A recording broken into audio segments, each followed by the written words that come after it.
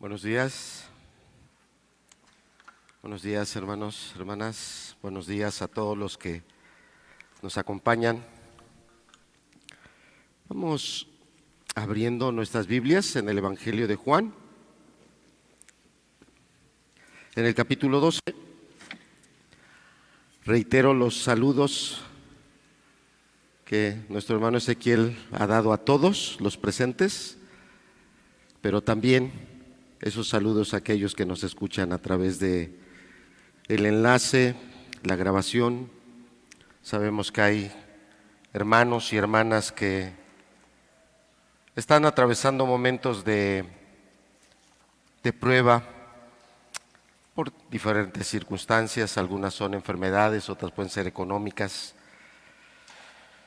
familiares. Entonces hay hermanos que van a estar escuchando esta enseñanza a través de el enlace y les mandamos a todos un saludo, aunque pudiera ser en otro momento, no en este mismo día, pero sepan, hermanos, que les tenemos siempre con ese amor cristiano y anhelamos también que a ustedes la palabra, como a todos nosotros, nos bendiga. En la semana pasada se dieron una serie de enseñanzas, podríamos decirle especiales, acerca de todo el sacrificio que sufrió nuestro Señor Jesucristo. Entonces, por motivo de esos días que se le dicen de Semana Santa, interrumpimos el ciclo de enseñanzas que veníamos en el Evangelio de Juan, pero hoy retomamos nuevamente la continuidad de este ciclo de enseñanzas y vamos a estar por eso en el Evangelio de Juan, en el capítulo 12, a partir del verso 12 al 19. Quisiera decirles el propósito de la enseñanza. Para mí es importante compartirlo, que ustedes lo sepan, porque también a mí me debe de ayudar poniendo esa claridad en el transcurso de toda la predicación, haber logrado ese objetivo llegando al final de este propósito. Y el propósito de esta enseñanza es que reconozcamos cada uno de nosotros que somos susceptibles de ser en algún momento solo emocionales o solo son emociones en nuestra relación con el Señor Jesucristo y con su obra, que reconocer que somos también superficiales, que probablemente varios de los que estemos aquí, nuestra relación y nuestro compromiso cristiano es muy por encimita, es muy superficial, no es realmente lo que a Dios le glorifica. Y también que en algún momento lo que la Escritura nos va a estar enseñando es que también podemos ser muy caprichosos. Y por capricho me refiero es que solo quiero tomar de Dios lo que me conviene. Y me enlazo con lo que nuestro hermano Ezequiel nos estaba en el devocional introduciendo. Damos gracias por aquellas bendiciones que son agradables, damos gracias por aquellas cosas que vienen a nuestra vida y que pues nos alegran, contribuyen tal vez a nuestra economía o contribuyen al momento de disfrute que estamos atravesando, pero no somos agradecidos con las enfermedades, con las dificultades, con los problemas o con las diferencias que tenemos, ya sea de tipo laboral, de tipo familiar y aún hasta de tipo eclesiástico, es decir, dentro de la iglesia. Esas no le doy gracias a Dios, esas no le veo yo un propósito. Y puede ser que, como decía, siendo caprichosos, podemos despreciar al Señor Jesús o acusarle de que lo que está haciendo en nuestra vida carece de un propósito. No, repito, el objetivo que yo persigo con esta enseñanza es que reconozcamos que somos susceptibles todos de ser solo emocionales. Nada más nos dirigimos por la emoción. Que reconozcamos que también pudiera ser que solo somos superficiales en nuestro cristianismo. Y esto no es para que usted lo vea en un apartado y usted diga, es que Alejandro nada más está hablando de esto, nada más está hablando de la vida cristiana, entonces no hay problema, o sea, eso lo podemos hacer allá y yo soy otra persona. No, no, no, no. Es que dice el dicho popular mexicano que para muestra basta un botón. Y si tú eres alguien emocional, lo eres en todas las áreas de tu vida, en tu matrimonio, en tu trabajo. Si tú eres alguien superficial, lo eres en todo, en todas las áreas que te desenvuelves. Como esposo, eres alguien que le gusta nada más por encimita, no te gusta el compromiso, no te gusta la responsabilidad, eres solo superficial. Y, ¿qué decir de esta última palabra? Personas caprichosas. No son las cosas como yo quería. Ya estoy dando de golpes, ya estoy dando de patadas, ya estoy señalando con mi dedo, es que por tu culpa, es que eres tú, es que esto, es que eres el otro.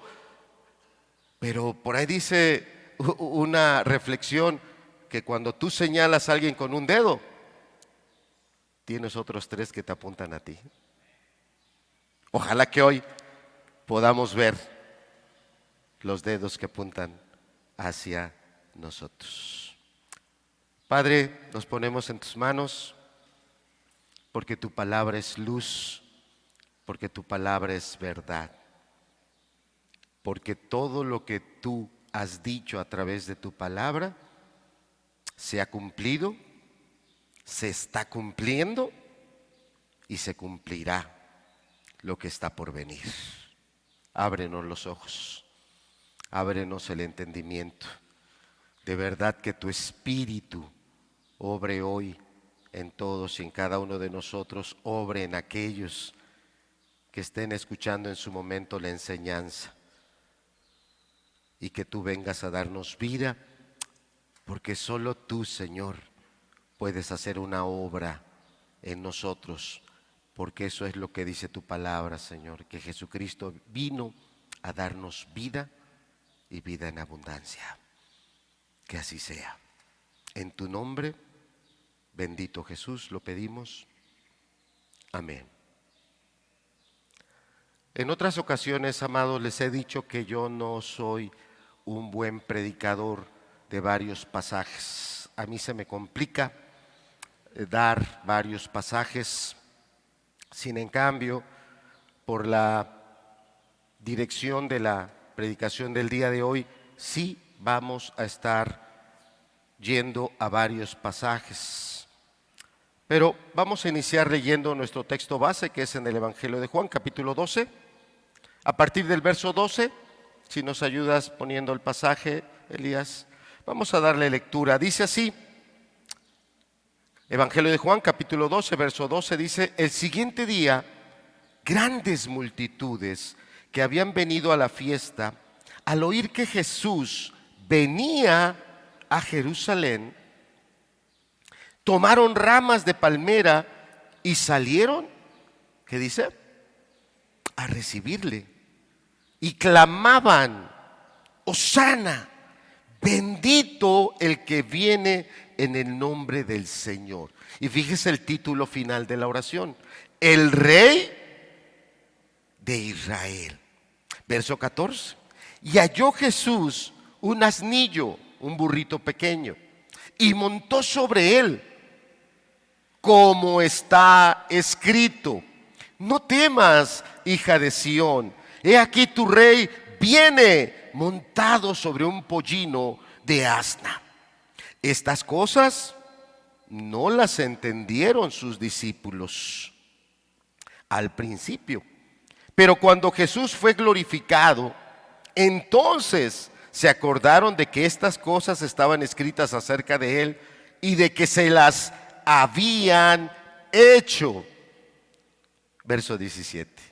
Y daba testimonio la gente que estaba con él cuando llamó a Lázaro del sepulcro y le resucitó de los muertos. Verso 18. Por lo cual también había venido la gente a recibirle, porque había oído que él había hecho esta señal. Pero los fariseos dijeron entre sí: ya veis que no conseguís nada. El mundo se va tras él. Verso 19, pero los fariseos dijeron entre sí: ya veis que no conseguís nada. Mirad, el mundo se va tras él.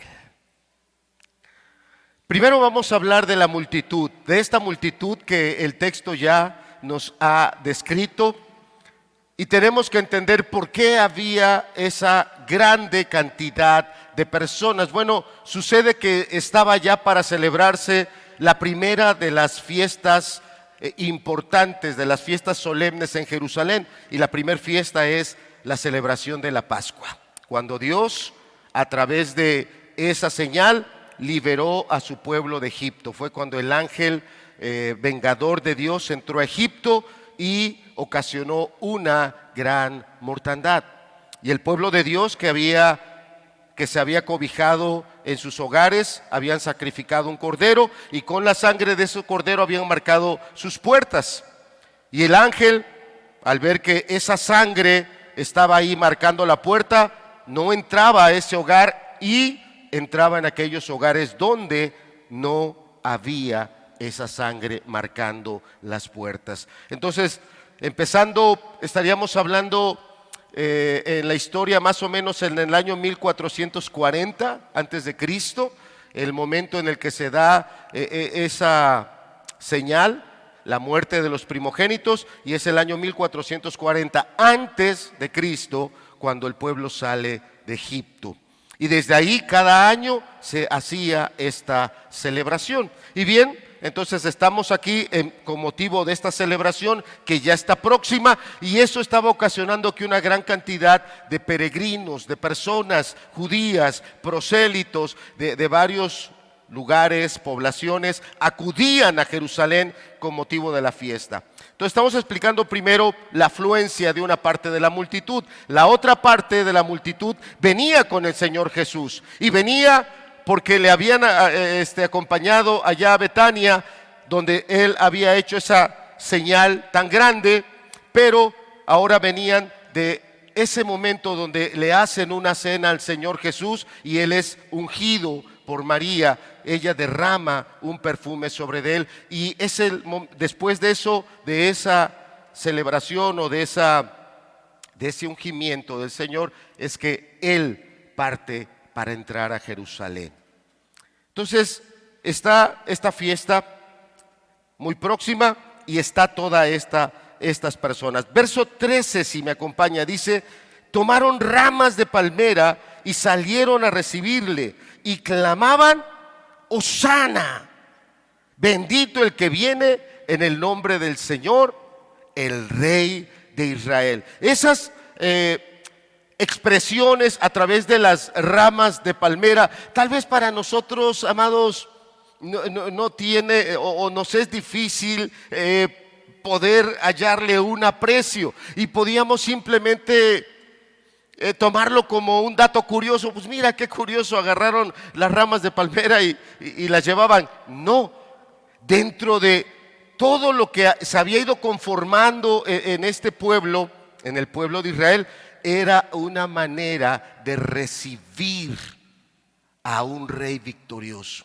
Era una manera de expresarle su fervor. Y son expresiones, si me acompaña rapidísimo al libro de Apocalipsis capítulo 7, en el verso número 9. Libro de Apocalipsis capítulo 7, verso número 9. Dice así: después de esto, está hablando el apóstol Juan, el mismo de donde estamos escribiendo. Estamos leyendo en el Evangelio de Juan, pero ahora estamos pasando al Apocalipsis. Es el mismo escritor. Después de esto miré, y he aquí una gran multitud, la cual nadie podía contar, de todas las naciones, y tribus, y pueblos, y lenguas, que estaban delante del trono y en la presencia del Cordero, en la presencia de Jesús, en la presencia del Rey de Reyes y Señor de Señores, vestidos de ropas blancas. ¿Y qué dice el texto? Con palmas. ¿En dónde? ¿Y esta multitud en dónde está? Está en el cielo. Está hablando de la eternidad.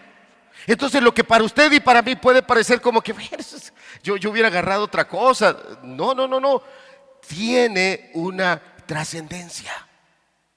Entonces estamos hablando de esas ramas de palma con las cuales ellos estaban plenamente identificando: está entrando un rey, está entrando un personaje victorioso. ¿Qué más decían? Hacían la exclamación: Hosana, bendito. ¿Qué? Regresamos a Juan 12, perdón, a Juan 12:13. Y clamaban: Hosana, bendito el que viene en el nombre del Señor. Esto también tal vez para nosotros, y si usted es alguien que hoy nos está acompañando, o usted es alguien que va a estar escuchando la enseñanza y no tiene conocimiento de la palabra, bueno, tal vez estamos yendo a pasajes que tú antes no habías leído o que usted antes no había leído. Que Dios nos ayude a hacerlo suficientemente claro para que usted lo entienda. Pero aquellos de ustedes que sí ya llevan un tiempo con nosotros escuchando la palabra, y aquellos de ustedes que tal vez estás en la iglesia como un discípulo, tal vez para ti es primera vez que estás viendo Apocalipsis 7:9. Y es la primera vez que te estás dando cuenta que en la gloria al Cordero se le está recibiendo con ramas de palma. Acuérdate que el propósito de las enseñanzas, de esta enseñanza, es mostrarte lo superficial que eres, mostrarte que no has tenido el aprecio para valorar las cosas que Dios ha dejado escritas. Pero quiero decirte que este libro nos llegara a las manos costó la sangre de todos los que lo escribieron. No estaban jugando. Ese es el propósito. Yo no me había dado cuenta. Y tal vez eres una persona que ibas 2, 3, 4, 5, 6, 7 o más años como cristiano, y tal vez tienes 3, 4, 5, 6, 7, 8 años que nunca has leído tu Biblia completa. Eso muestra la superficialidad. Eso muestra el poco apetito que tienes de esto. Pero si nos ponemos a hablar de series de Netflix, wow. Si nos ponemos a hablar de las películas que están saliendo ahorita, yo se le digo todo, manito. Le digo la escena principal. Va a ver. Ahí está tu corazón. Pudiera ser que tú no seas uno de esos que tengan esas ramas. Pudiera ser que tú estés, como dice Isaías, desde abajo, mirando cómo está el rey con sus hijos. Esto que este pueblo o esta multitud estaba exclamando: Hosana, bendito el que viene en el nombre del Señor, el Rey de Israel, viene del Salmo 118. Entonces ahora te voy a pedir que vayas conmigo a el libro de los Salmos, hasta ese hermoso salmo, el Salmo 118, de los versos 24 en adelante. Fíjate qué hermoso salmo. ¿Ya está conmigo? Salmo 118, verso 24.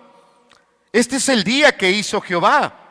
Nos gozaremos y alegraremos en él. Y fíjate las expresiones: oh Jehová, sálvanos ahora, te ruego, oh Jehová, que nos hagas prosperar ahora. Verso 26. Ahora estás entendiendo la conexión entre el Salmo 118 y lo que está pasando allá en la entrada del Señor Jesús a Jerusalén. Estás entendiendo por qué la gente estaba haciendo esta exclamación. Este era un salmo que ellos cantaban especialmente durante ciertas fiestas. Los judíos del Antiguo Testamento cantaban este salmo particularmente durante ciertas fiestas. Algunos comentaristas dicen que este salmo cobró mucha importancia en los días de Nehemías, cuando por la gracia de Dios, este hombre que estaba como copero de un rey regresa como un siervo de Dios y emprende una gran obra: reconstruir no solo el muro, sino ayudar a esa nación de judíos a volverse a cimentar en los principios de Dios. Si usted no ha leído el libro de Nehemías, debe saber que para cuando Nehemías regresa a Jerusalén, el primer grupo comandado por Zorobabel ya tenía más de creo que si no me equivoco, más de 70 años que había regresado o más. El tiempo en Babilonia fueron 70 años y el primer grupo que sale de Babilonia, comandado por Zorobabel, un descendiente del rey David, comandado por Zorobabel, llega a Jerusalén, pasan 70 años, un poco más, y el pueblo sigue sumido en la desgracia. Sigue sumido en una degradación y podredumbre porque no estaban aplicándose en el orden espiritual. Y llega un hombre enviado por Dios llamado Nehemías. Un hombre que, dirigido por Dios, él entiende esos principios teológicos fundamentales y empieza toda una restauración de toda una nación. Y algunos comentaristas dicen que ese fue el momento cuando este salmo cobró una gran importancia. Uno de los textos que a mí mucho me bendice del libro de Nehemías es cuando Nehemías rechaza la ayuda de hombres que no tenían nada que ver con Dios, de hombres que lo único que querían era estorbar a la obra. Y Nehemías lo rechaza firmemente y dice: el Dios de los cielos, Él nos ayudará. El Dios de los cielos, Él nos prosperará. Pero esa palabra del hebreo traducida al español es: Él nos echará para adelante. Dios no me dejará que yo me eche para atrás, sino Él vendrá con su espíritu, su paracletos. Es para adelante, es para adelante, es para adelante, es para adelante. Bueno, estamos entonces leyendo un salmo que muchos lo relacionan con ese momento histórico. Regresamos al Salmo 118, verso número 24. Dice: este es el día que hizo Jehová, nos gozaremos y alegraremos en él. Oh Jehová. Ahora puedes entender esa expresión. Un pueblo que estaba oprimido, que ya no había reyes, habían quedado ahora subyugados y pagando tributo a Babilonia. Ya no había una descendencia real. Había pasado durante casi 80 años o más en una decadencia después que regresaron. Puedes entender ahora este versículo: oh Jehová, sálvanos ahora. Y lo dice con un ruego: te ruego, oh Jehová, que nos hagas prosperar ahora. No entendiendo que la prosperidad se está refiriendo a lo material, porque algunos de nosotros pueden pensar que está hablando de eso. Está hablando de lo espiritual, de estar poniendo en obra los mandamientos de Dios. A eso se refiere prosperar. Verso 26: bendito el que viene en el nombre de Jehová.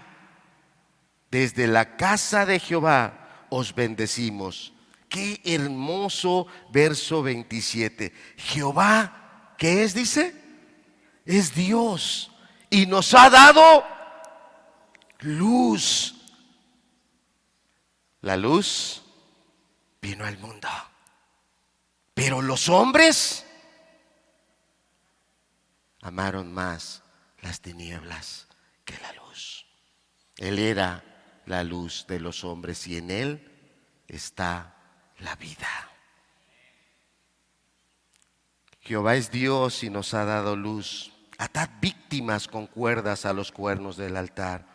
Mi Dios eres tú, te alabaré, Dios mío, te exaltaré. Fíjate qué hermoso termina este salmo. Alabad a Jehová, porque Él es bueno, porque para siempre.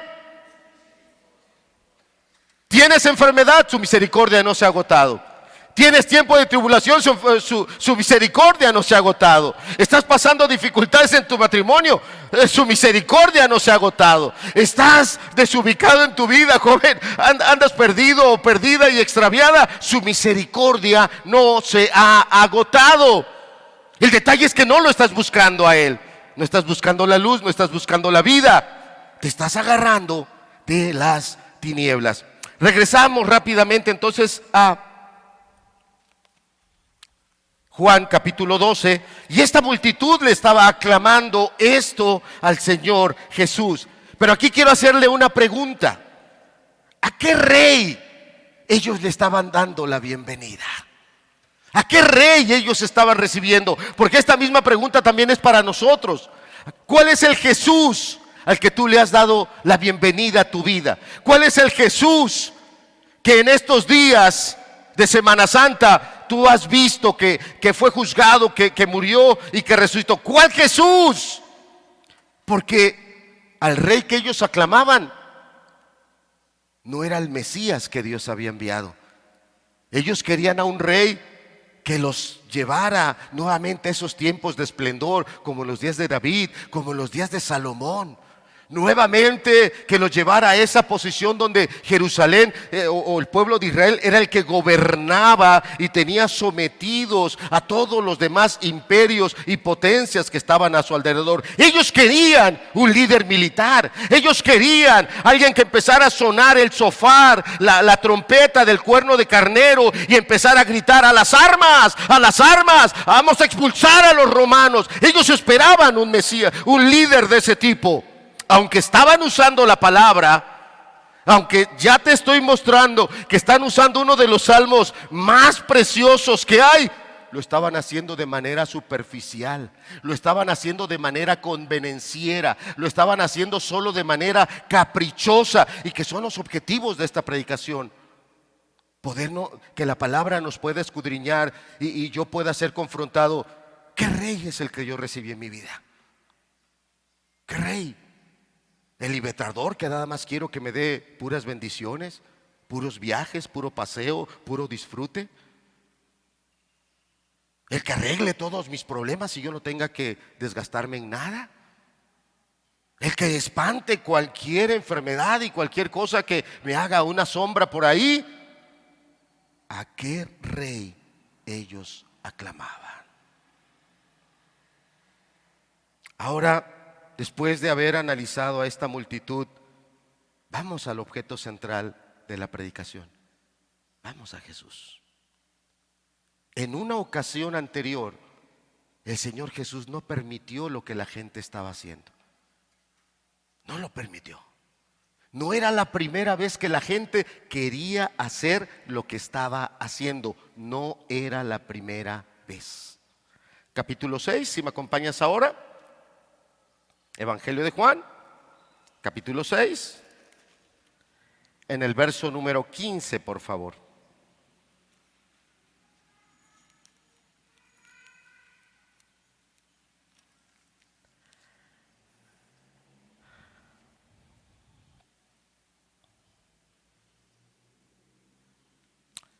El Señor ha hecho un milagro, una de esas señales tremendas. El Señor le ha dado de comer a una multitud. El evangelio solo, o los diferentes evangelios solo nos dan un número, más de 5,000 personas. Pero cuando uno analiza el pasaje, los números pueden llegar cerca de 15,000. Acababa de suceder ese milagro, esa señal. Y ese es el momento donde la gente quería cargarlo en hombros. Querían correr hasta llegar a Jerusalén, que en Jerusalén se hiciera lo que estamos viendo ahorita en el capítulo 12, que pusieran las ramas de palmera, que tendieran una alfombra delante de él y toda la gente gritar: ha llegado el rey, ha llegado el rey, ha llegado el rey. Fíjese cuál fue la decisión del Señor Jesús. Evangelio de Juan, capítulo 6, verso 15. Pero entendiendo Jesús que iban a venir para apoderarse de él y hacerlo ¿qué? Hacerlo rey, volvió a retirarse al monte solo. El fervor del pueblo ya lo quería hacer. ¿Cuándo pasó esto?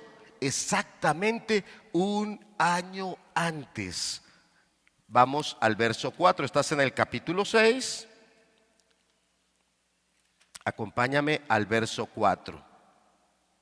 Dice: y estaba cerca, ¿qué cosa? La Pascua, la fiesta de los judíos. Cuando alzó Jesús los ojos y vio que había venido a él gran multitud. Entonces, en este capítulo 12 que estamos ahora, es exactamente un año después. Jesús no cambió.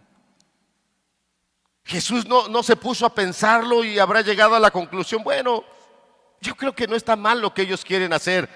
Jesús es Dios, Él no cambia, su mente no progresa, Él está en un estado pleno de sabiduría y de conocimiento. ¿Por qué un año atrás no lo permitió?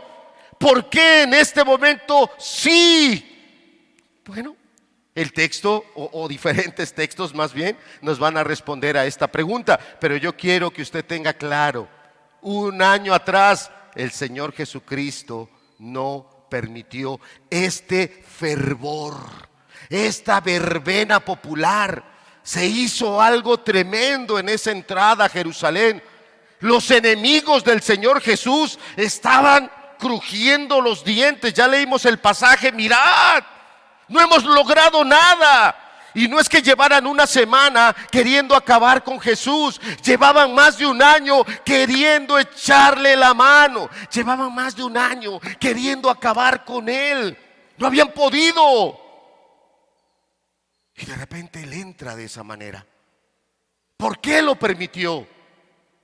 Él conocía que esas personas no eran sinceras. La gente que tenía las ramas de palmera, la gente que ponía los mantos, Él sabía que no eran sinceros, sabía que eran emocionales, sabía que eran muy superficiales, aunque estaban cantando a coro uno de los salmos más hermosos que hay en la Escritura. Sabía que estaban siendo caprichosos.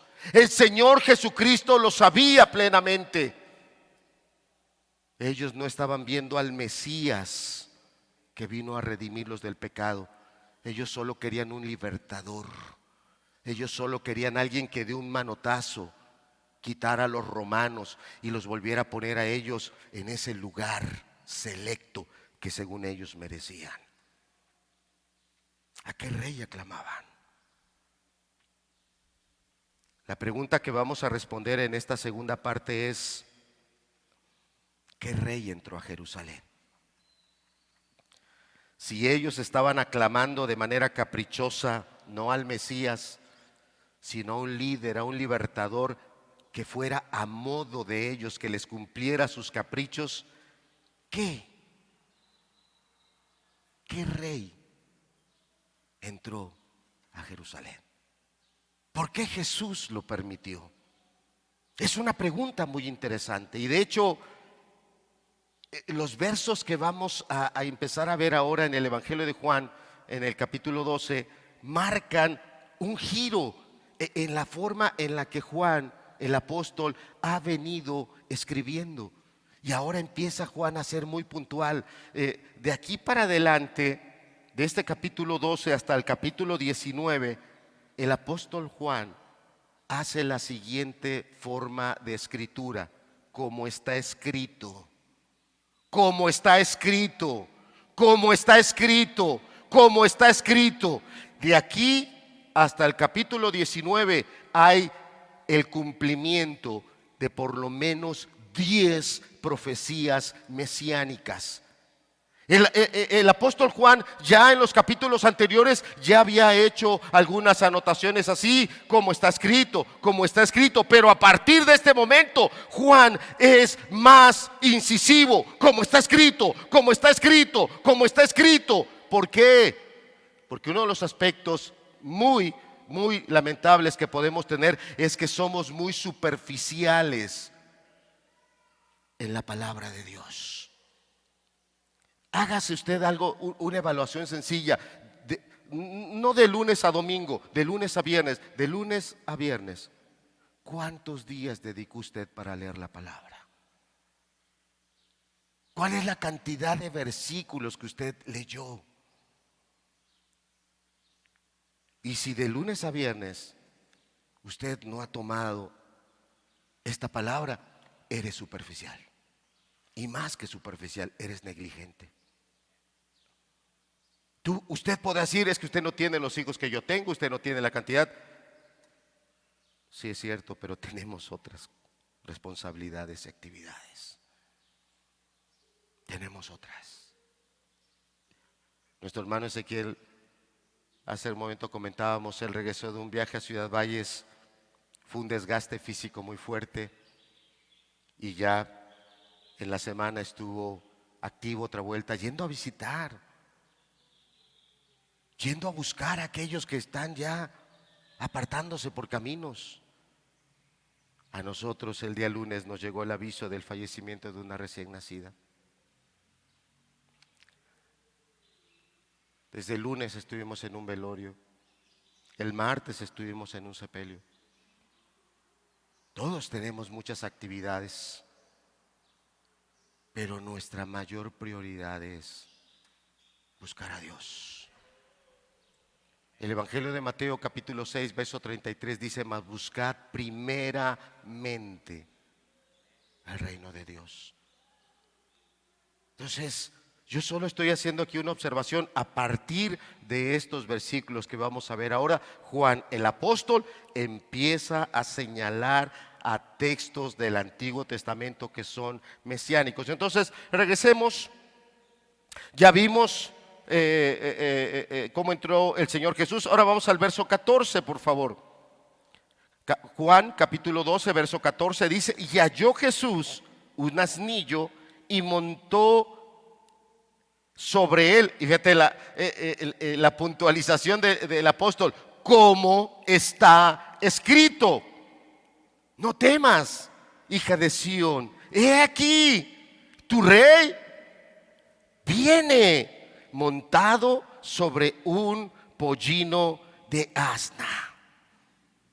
Este pasaje, si su Biblia trae ahí algunas referencias, lo va a mandar al Antiguo Testamento, al libro del profeta Zacarías. El profeta Zacarías es un profeta que ministra después del tiempo de cautiverio. El profeta Zacarías ministra cuando el pueblo ya ha regresado a Jerusalén, o una porción del pueblo, pero como decía, igual que en los días de Nehemías, un pueblo que no se vuelve a Dios, que no busca a Dios. Obtuvo su libertad de Babilonia, los dejaron regresar, regresaron, pero ellos siguieron con su vida desordenada en lugar de buscar a Dios. Y se levantan diferentes profetas durante ese periodo: Ageo, Zacarías es otro, donde están instando al pueblo a volverse a Dios, a restaurarse espiritualmente. Y es ahí donde viene esta promesa, una promesa del Mesías. Y aunque Zacarías para algunos de nosotros puede decir: ay, yo no sabía que había profeta Zacarías, o si ahora yo te pidiera, a ver, vamos al libro del profeta Zacarías, tal vez alguno tendría que darle 3 o 4 pasadas para poder ubicarlo. Y vuelvo al punto, eso nos muestra en aquellos que ya llevan años, en aquellos que ya son discípulos de tiempo, te muestra lo superficial que eres en la palabra. Hace varios años, quiero dar esta ilustración o una aplicación a esto. Tuve un desgarre y fui a ver a un traumatólogo, y luego me dijo: hay que operar, eso es de operación. Oh, híjoles. Y alguien me dijo: no, consulta a otra opinión. Y unos hermanos me ayudaron a conseguir una cita con un especialista allá en la ciudad de Puebla, y ahí voy con él. Y estoy yo delante, él es un traumatólogo, pero también es cirujano, y yo veía cómo estaba con la mano así. Y yo nomás abría mis ojos y dije: él me va a operar. Y nada más estaba yo, de veras, o sea, en lugar de verle la cara, yo le estaba viendo la mano. Y el doctor se dio cuenta en un momento y me dice: ah, pero cuando opero ya no me tiembla. Hey, yo dormido, ¿cómo me doy cuenta? Si soy un discípulo de años y que no pueda yo ubicar esos pasajes, que yo no tenga esa habilidad y ese conocimiento, te generaría desconfianza, tal vez como este cirujano que le ves que la mano está así, así, así, así. Oye, no sé cómo me va a dejar. No digo nada de los doctores, los amamos y saben que los apreciamos un montón. Pero estamos insistiendo que el propósito de esta enseñanza es mostrarnos que somos muchas veces solo emocionales. Las emociones nos llevan, y hay momentos donde le decimos al Señor: sí, Señor, te voy a dar mi vida, pero no le diste este tiempo para buscarlo en la palabra. Pero no le diste tu vida en este tiempo, cuando la palabra te mostró qué áreas de tu carácter tú tienes que someter a Dios. Y tú sigues teniendo el mal carácter, siguen saliendo palabras de ti que ¿No denotan que eres un hijo o una hija de Dios? Entonces, ¿qué eres? ¿Emociones? Qué pena, porque Dios no te crió para que fueras solo emociones. Dios te crió para que fueras un hijo de Él, que le dé la gloria.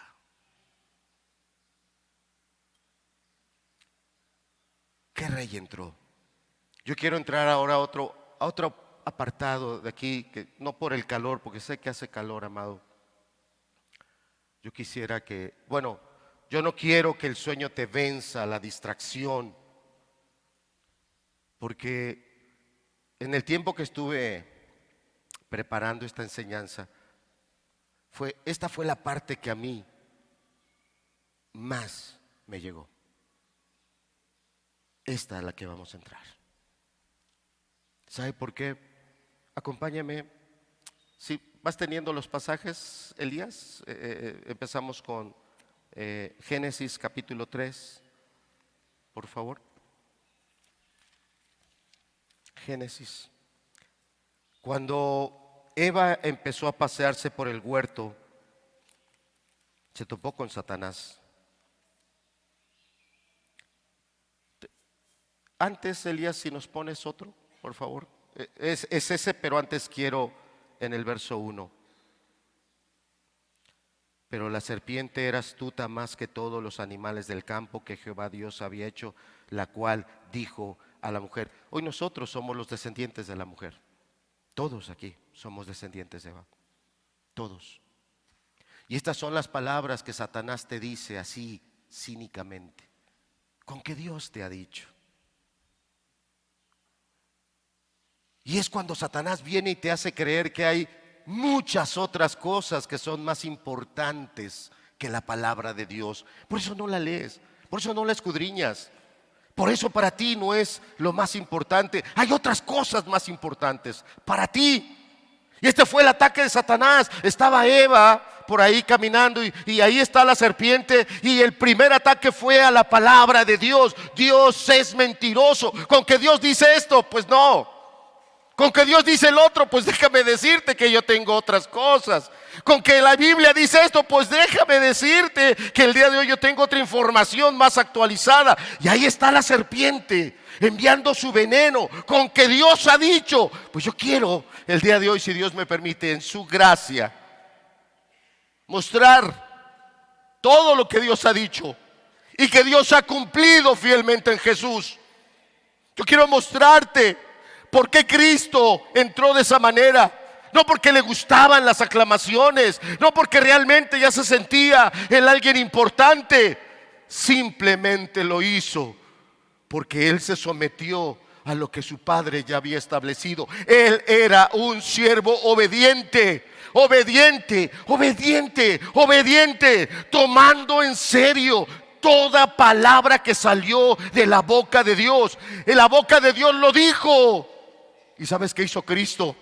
Él extendió su vida y no dejó que la palabra de Dios cayera a tierra, para que un enemigo como el diablo se levante y diga: ya ves, te lo dije que no cumple. Ya ves, te he dicho que sus palabras son basura, es nada. El Señor Jesús, todo lo que viene de aquí en adelante es cumplir la palabra, como el hijo, como el siervo obediente que no dejó caer a tierra la bendita palabra de su Señor. ¿Y dónde quedamos usted y yo? ¿Dónde quedamos nosotros que tenemos día tras día, sí, muchas actividades, muchas cosas que hacer, pero esta es la palabra de Dios? Aquí está la vida, aquí está la luz. Aquí no solo está lo que ya Dios hizo, no solo está lo que Dios está haciendo. Aquí está lo que Él va a hacer.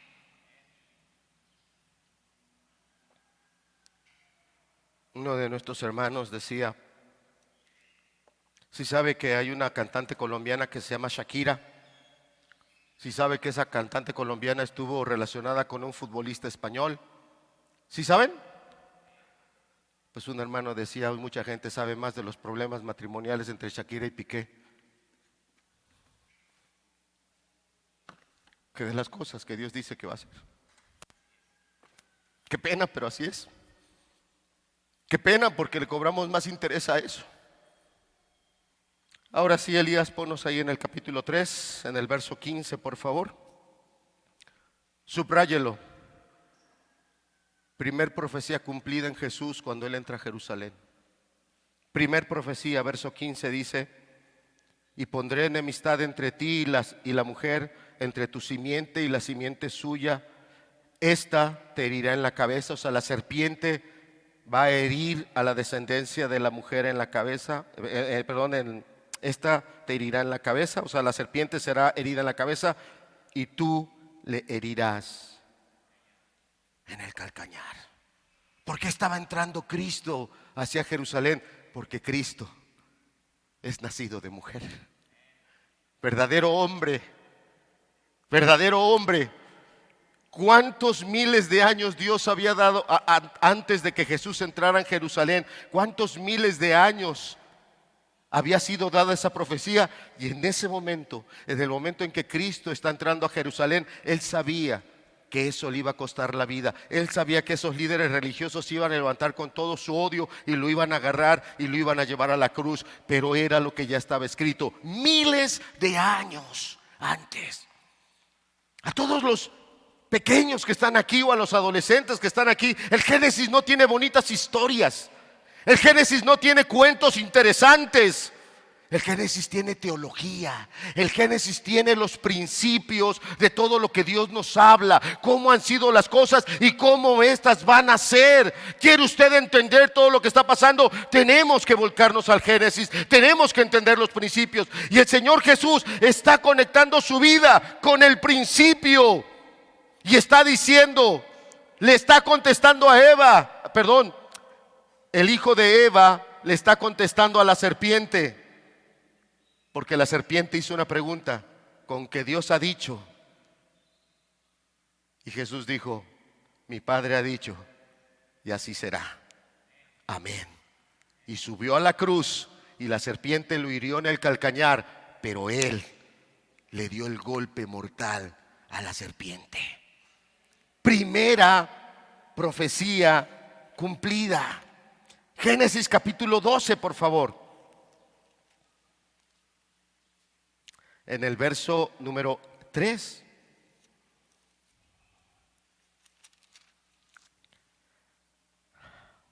Bendeciré a los que te bendijeren y a los que te maldijeren maldeciré. Y serán benditas. ¿En quién? Es en Jesús.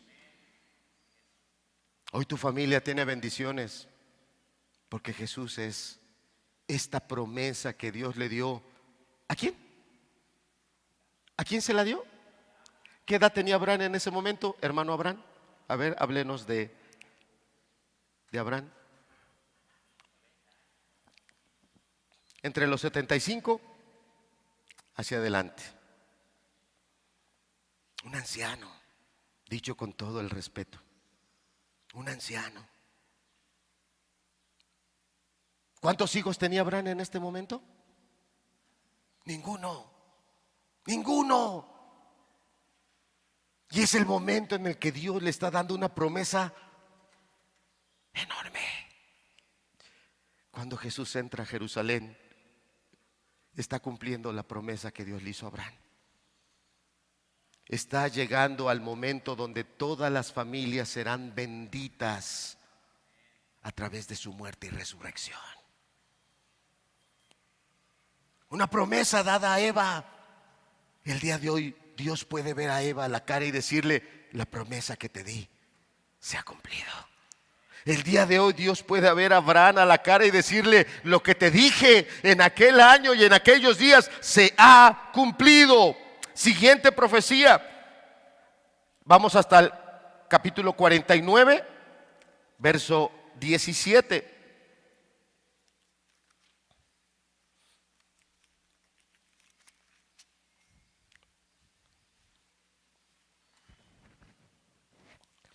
Dice, es la oración de Jacob. Él ya está muy próximo a morir. Dice en el verso 17: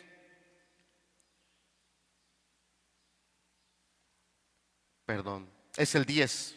Discúlpame, Elías, yo escribí mal. Vi el número de versículo del siguiente pasaje. Es Génesis 49:10. Ahora sí. Gracias, Elías.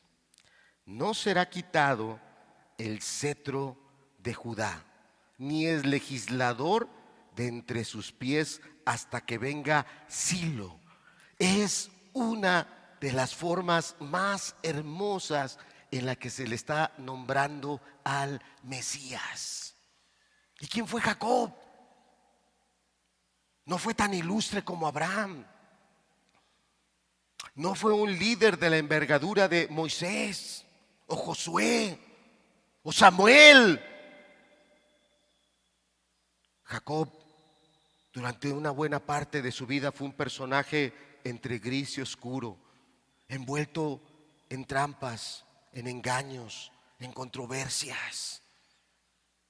Llamado, podría decir que parecido a la vida de muchos de nosotros, hombres o mujeres. Vidas que no despuntan. Y sin en cambio, hubo un momento en el que él tiene ese encuentro con Dios. Y él se aferra a Dios. Y Dios en amor y en misericordia lo bendice. Y los últimos años de su vida, ve el grado espiritual al que él llegó, al momento donde Dios le está revelando todo lo que iba a pasar con sus hijos, pero no solo en un plano limitado de tiempo, sino yendo hasta un plano eterno. Y Dios mostrándole a Jacob que de ese hijo llamado Judá iba a venir una descendencia sobremanera especial, y que de toda esa tribu se iba a levantar un rey incomparable, eterno. Léalo conmigo el verso 10. No será quitado el cetro. ¿De quién? De esa familia. Y estamos viendo una promesa que se le está dando. ¿Qué año estamos hablando aquí? Ni siquiera es el año 1440. Tendría que ser tal vez el año 1470 antes de Cristo, o 80 o más, porque el pueblo de Israel salió 440 años después de esto. Y el pueblo de Israel salió de Egipto en el año 1440. A eso súmele los 400 y fracción de años.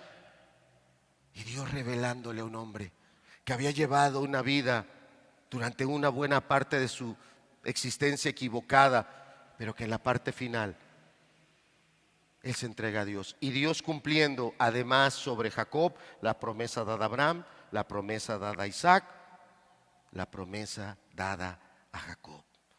Cuando Jesús entra a Jerusalén, se está cumpliendo. Y cuando Jesús muere y resucita, se está cumpliendo esta profecía. Brinquemos ya del libro de Génesis ahora al libro de Números, por favor. Capítulo 24, ahora sí, es el verso 17. Números, capítulo 24, verso 17. ¿Qué quiero que usted pueda tener en esta parte final de la enseñanza? Que cada promesa, profecía que Dios dijo, se cumplió. Que aunque Satanás siempre ha estado queriendo meterle incredulidad y queriendo presentar a Dios como alguien que dice una cosa, pero que lo que Él dice no es cierto, el Señor Jesucristo nos muestra que lo que su Padre ha dicho es totalmente verdad. Verso 17. Lo veré, mas no ahora. Lo miraré, mas no de cerca. Está escribiendo Moisés. Saldrá estrella de Jacob y se levantará cetro de Israel y herirá las sienes de Moab y destruirá a todos los hijos de Set. Dado en ese tiempo cuando el pueblo iba en ese peregrinar hacia la tierra prometida, Dios hablando y diciéndonos que Jesús iba a ser también descendiente de Jacob, descendiente de Abraham, de la tribu de Judá, descendiente de Jacob. Y ahora brinquemos a Deuteronomio capítulo 18. verso 15. Todos estos pasajes que le estoy compartiendo, ¿qué sería lo propio? Que usted al llegar a casa los vuelva a tomar, vuelva a leer, vuelva a analizar todas estas profecías mesiánicas que se están cumpliendo cuando Jesús entra de esta manera a Jerusalén. No por la pompa, no por toda esa algarabía. Él entró para ir a la cruz y 3 días después resucitar para que todas las palabras de Dios se cumplieran. Deuteronomio 18:15 dice: profeta de en medio de ti, de tus hermanos, como yo, te levantará Jehová tu Dios. Y fíjese el imperativo que pone Moisés en la parte final. A él, ¿qué dice? Y todo ese pueblo gritando: Hosana, Hosana, bendito el que viene. Pero no lo oyeron. Fueron emocionales, superficiales, caprichosos. Unos días después estaban gritando: crucifícale, crucifícale, crucifícale. ¿Cuántas similitudes encontramos entre Jesús, nuestro Señor y Salvador, con Moisés? Vamos a recordarlas. Carácter manso en Jesús. Pero empecemos un poquito antes de que se hiciera hombre Moisés. De niño lo quisieron matar.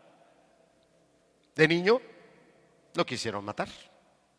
El hombre más manso, Moisés fue el hombre más manso, nuestro Señor Jesús, una mansedumbre. Él dice: aprended de mí, que soy manso y humilde de corazón. ¿Okay? Tenemos la mansedumbre. ¿Qué otra similitud hay entre Moisés y el Señor Jesús? Fuerte, fuerte. Un guía. Moisés fue un guía. El Señor Jesús era un guía. Pero aquí viene otra similitud.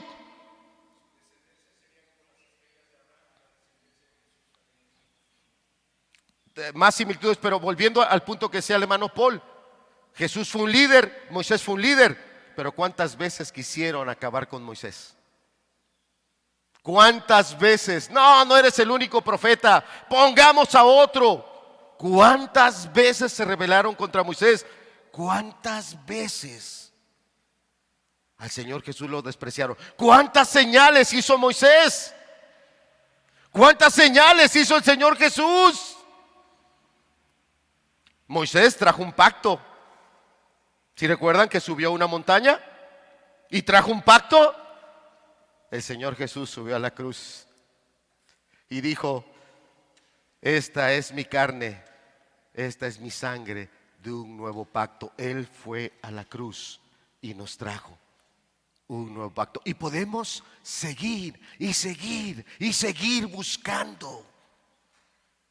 Justamente en el Evangelio de Juan, en el capítulo 5, el Señor Jesús le dice a la gente: si ustedes creyeran a los escritos de Moisés, me creerían a mí, porque Moisés habló de mí. Y bueno, ya estuvimos en Génesis 3:15, Génesis 12:3, Génesis 49:10, Números 24:17, Deuteronomio 18:15. Por lo menos 5 textos, hay más.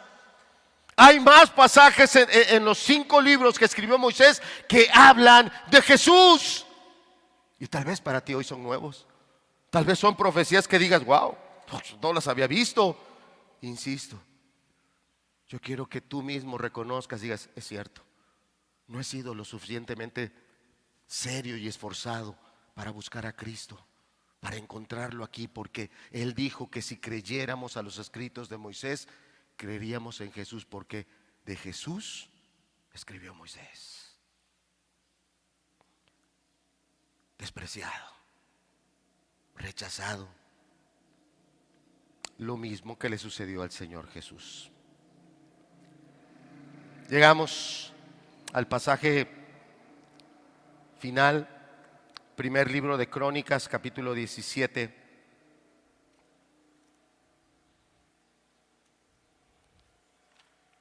verso 10, la parte B.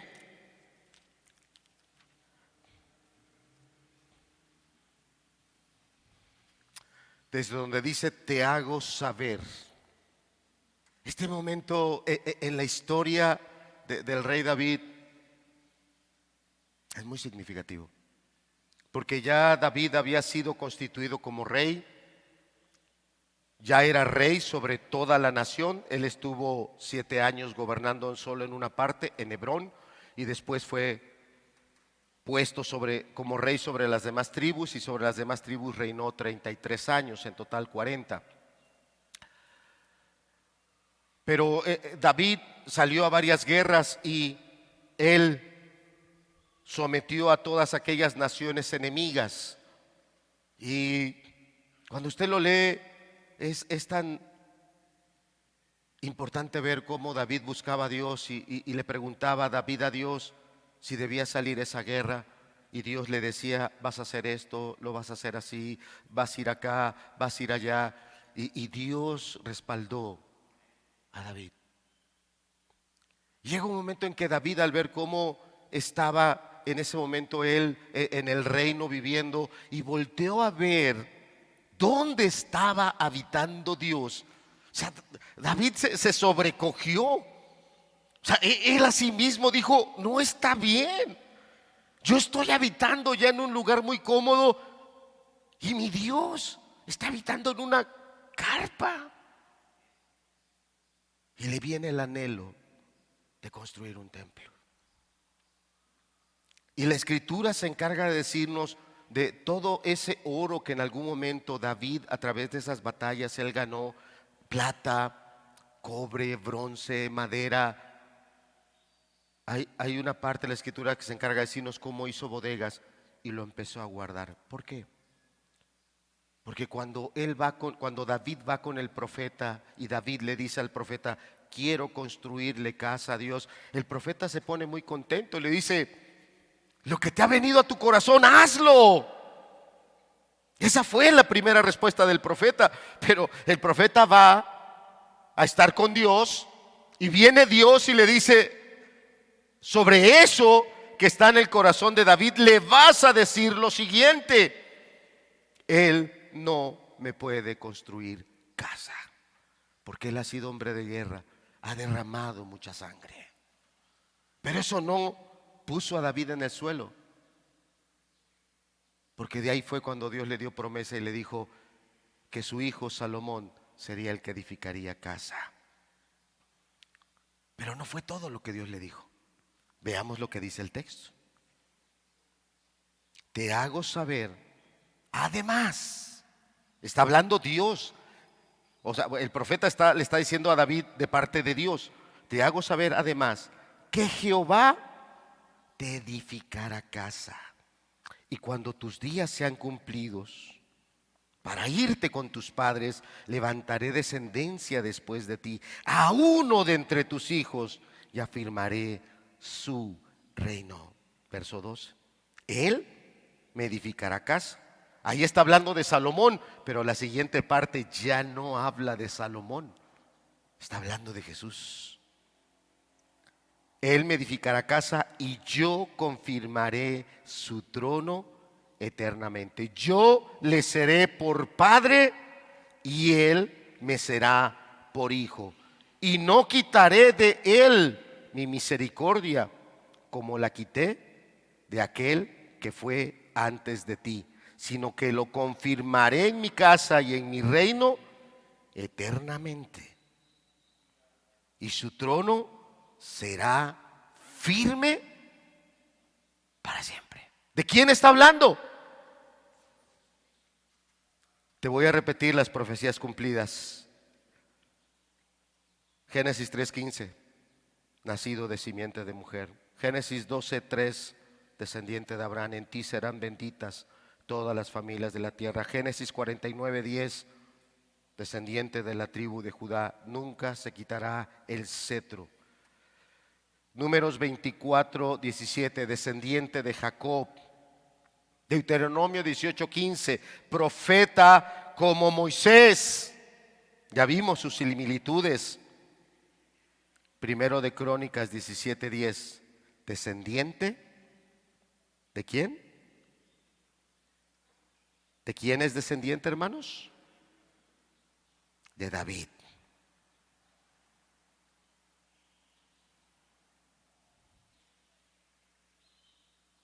Acompáñeme rápidamente al segundo libro de Crónicas, capítulo 7.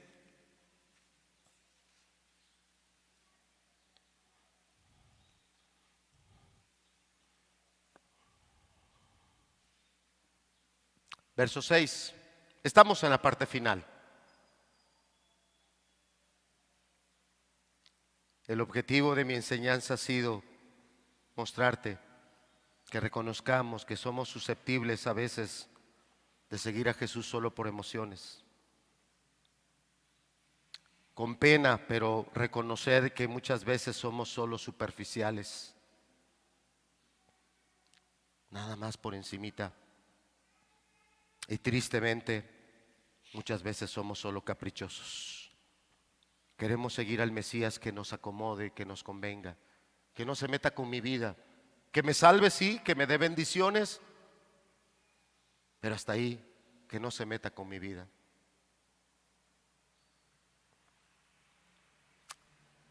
Segundo libro de Crónicas, capítulo 7, en el verso número 6. Este es el momento cuando Salomón está consagrando el templo, la casa que estuvo en el corazón de David, la casa por la cual David pasó toda su vida ahorrando, contribuyendo, porque él dijo: es muy grande la obra que le voy a dejar a mi hijo. ¿Qué es lo que le estamos dejando a nuestros hijos? Cuando usted y yo no estemos, ¿qué iglesia verán nuestros hijos? ¿Qué iglesia van a recibir? Si yo mismo no le estoy dando el valor a Dios, a su palabra, a su iglesia. Por algo Dios dice que el corazón de David fue perfecto para con él. No que nunca pecara, porque pecó. Fue disciplinado, se arrepintió y nunca más volvió a esos pecados. Pero cuando él veía la obra que venía por delante, es que es muy grande la obra. Es que lo que viene por delante es muy grande. Si desde el Génesis la serpiente ha estado llamando a Dios mentiroso, el día de hoy la serpiente ha multiplicado sus gargantas y a través de mucha gente se levanta y te dice que no es cierto lo que Dios dice. Te dice que hay otros caminos que son mejores y te los plantea, y tal vez algunos de nosotros vamos por esos caminos. Verso 6.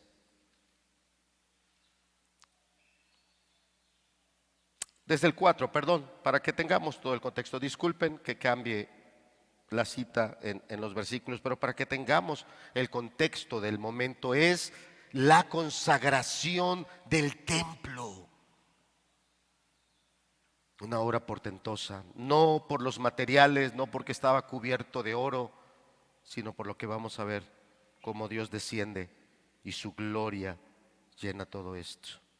Dice verso 4: entonces el rey y todo el pueblo sacrificaron víctimas delante de Jehová y ofreció el rey Salomón en sacrificio 22,000 bueyes y 120,000 ovejas, y así dedicaron la casa de Dios, el rey y todo el pueblo.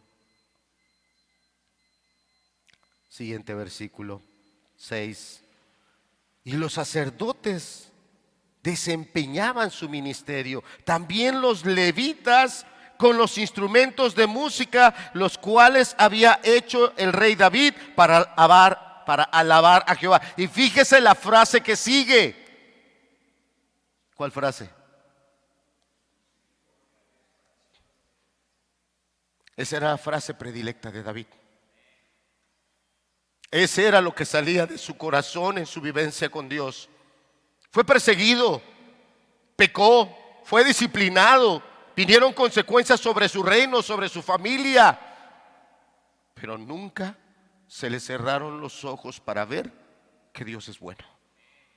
Nunca se le cerraron los ojos para ver que a pesar de la disciplina, Dios tenía misericordia de él. Ese momento cuando Dios le dice: tú no me edificarás el templo, será tu hijo, era el momento donde la vida espiritual de David estaba en una plenitud. Después vino esa caída en esos pecados tan terribles que cometió. Vino en los momentos donde su hijo se levantó contra él y lo quiso matar y quedarse con el reino. Pero nunca dejó de ver la misericordia de Dios. ¿Quién es uno de los profetas que más escribió del Mesías? Salmo 22, Salmo 16, Salmo 22, Salmo 23, Salmo 24. Y hay más y más y más. ¿Y sabe qué son los salmos? Son canciones, sí, pero vienen de oraciones. De ahí vienen los salmos. Son oraciones que han sido musicalizadas. ¿Y de dónde vienen esas oraciones? De las vivencias, de las experiencias. Y como decía nuestro hermano desde el inicio, algunas muy bonitas, que no hay problema, es fácil que levantemos las manos y gritemos aleluya, gracias.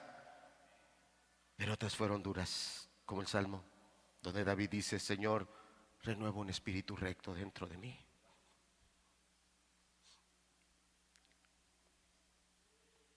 El objetivo de esta enseñanza ha sido mostrarnos que como creyentes, personas que vamos a un lugar, muchas veces somos susceptibles de que solo nos movemos por emociones. Somos muy superficiales. Muchas veces somos muy caprichosos.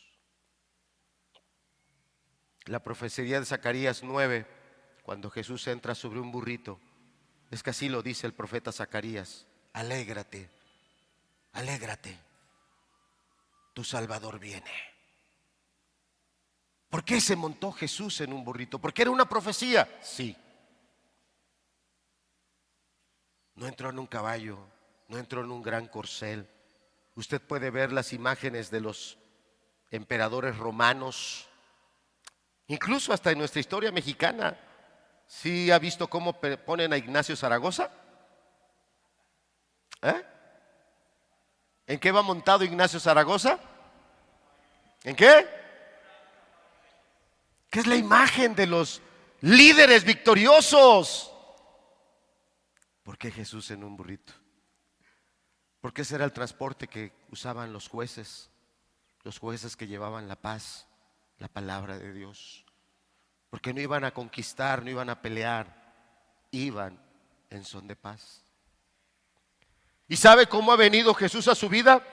Montado en un burrito. Y tal vez tú estás como esa multitud, a veces levantas una palma y a veces estás gritándole Hosana, pero eres emocional, eres superficial y muchas veces caprichoso.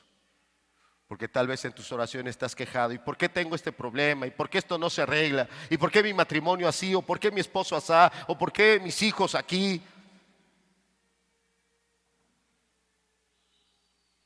El Señor Jesús, cuando entró a Jerusalén, estaba entrando el Hijo de Hombre, el siervo humilde, el Hijo diciéndole a su Padre: Padre, no se haga mi voluntad, sino la tuya. Con que Dios te ha dicho. Y Jesús contestando: así ha dicho mi Padre y así ha sido hecho. ¿Qué vas a hacer? ¿Seguir siendo una persona emocional? ¿Seguir siendo una persona superficial?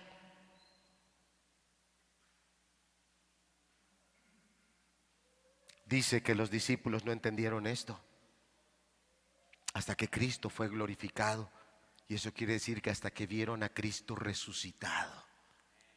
Y tú tienes que ver eso, eso tiene que ser real en tu vida. No información, no conocimiento. Sí, es que Jesús resucitó. No, que sea una realidad en tu vida. Que está vivo y por Él tú vives, como bien decía el canto que entonaba nuestro hermano. porque Él vive, puedo vivir mañana. Terminamos Salmo 118. Quiero mostrarte a veces qué tan superficiales somos.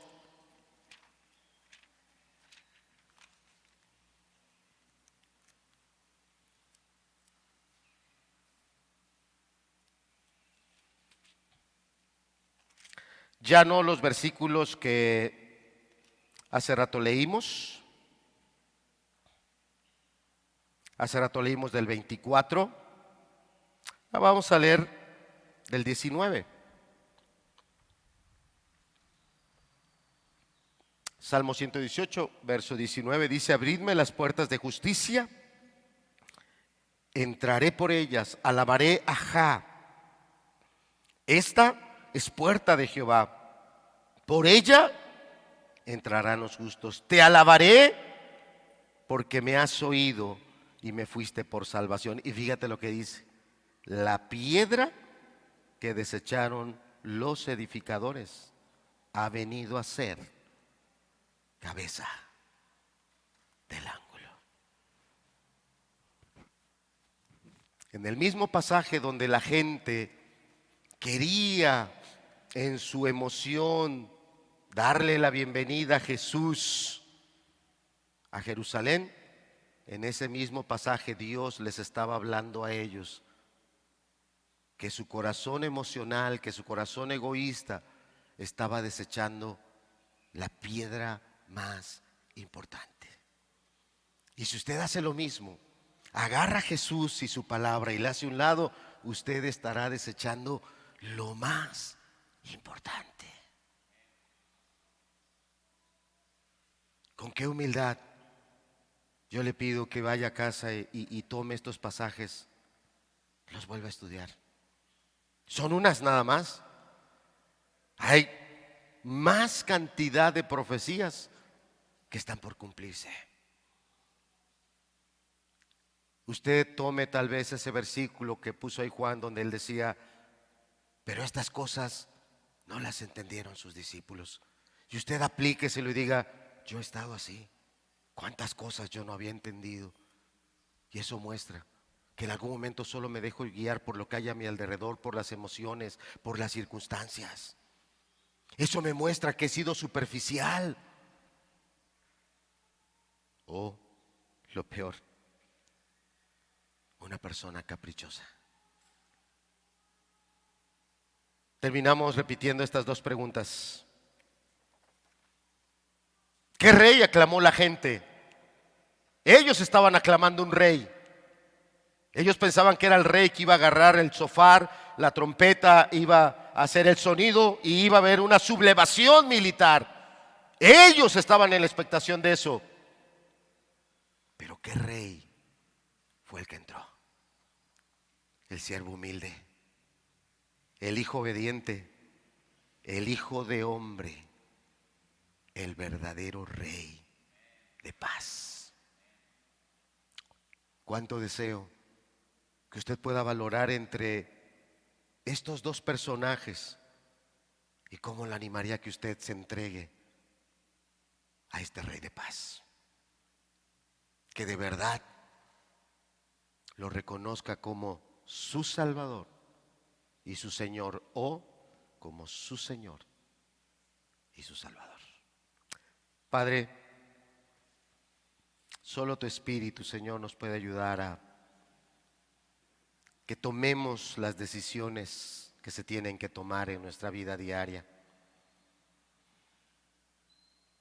no dejándonos embriagar por emociones, sea de alegría, sea de tristeza,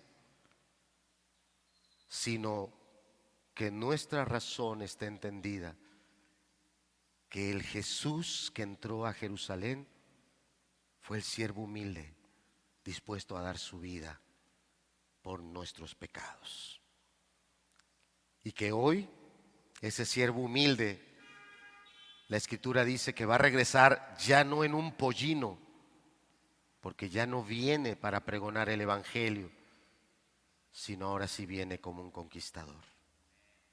Padre, de verdad que pasemos de ser un grupo, una iglesia, tal vez afectado por emociones,